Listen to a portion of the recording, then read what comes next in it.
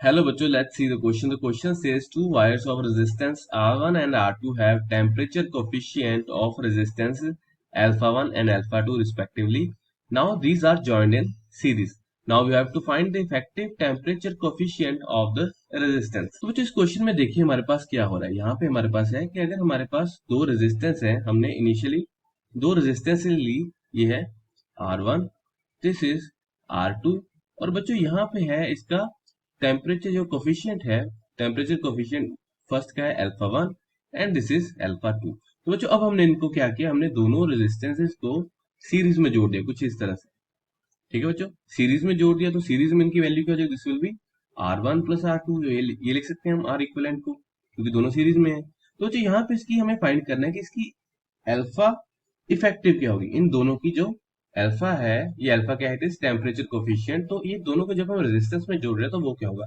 तो बच्चों देखिए हमें ये इक्वेशन पता है that at a certain temperature, let करते हैं R T, resistance at temperature is given by the formula that is equal to R resistance multiplied by 1 plus alpha T, 1 plus alpha T. ठीक है बच्चों, तो ये हमें पता है एट टेम्परेचर टी, तो ये टी क्या है, T is our temperature. At temperature T we have this equation for the resistance. तो बच्चों यहाँ पे for equation for resistance one हम ले सकते हैं या that R1t, this will be equal to R1 multiplied by 1 plus alpha 1 t, दोनों का कॉमन है, सेम टेम्परेचर पे ले रहे हैं. Similarly for resistance 2 we can write that R2t, this will be equal to R2 multiplied by 1 plus alpha 2 t. ठीक है बच्चों, तो अब बच्चों हमारी R इक्विवेलेंट देखिए क्या हो जाएगी. Now from here we can write that R equivalent will be equal to R1 plus R2. तो ये हमें पता है दोनों सीरीज में है, तो वो R1 प्लस R2 हो जाएगी. तो यहाँ पे वैल्यूज पुट करते हैं.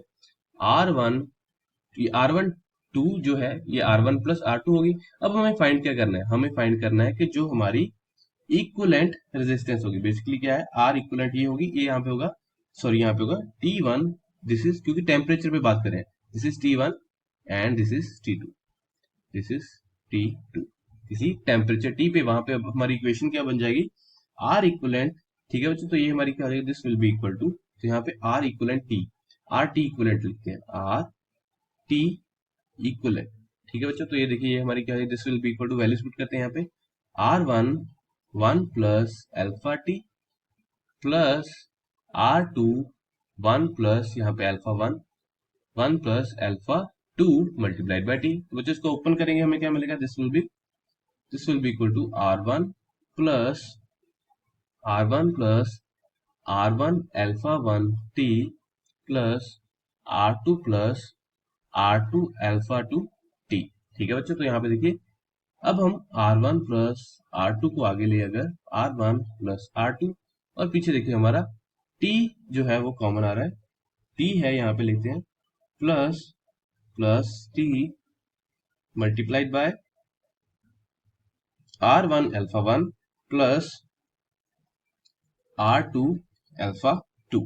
ठीक है बच्चों, अब हम क्या करेंगे, R1 प्लस R2 सारी इक्वेशन में जब कॉमन लेंगे, देखिए R1 प्लस R2 हमने कॉमन ले लिया सारी इक्वेशन में, हमें क्या मिलेगा, 1 प्लस T मल्टीप्लाइड बाय, तो ये T पीछे लिख लेते हैं क्योंकि हम कंपेयर करेंगे फिर इस इक्वेशन से, तो वहां पे थोड़ा इजी रहेगा. R1 alpha 1 plus R2 alpha 2 divided by R1 plus R2. ठीक है बच्चों, तो ये देखिए मल्टीप्लाइड बाय क्या हो जाएगा, this is multiplied by T.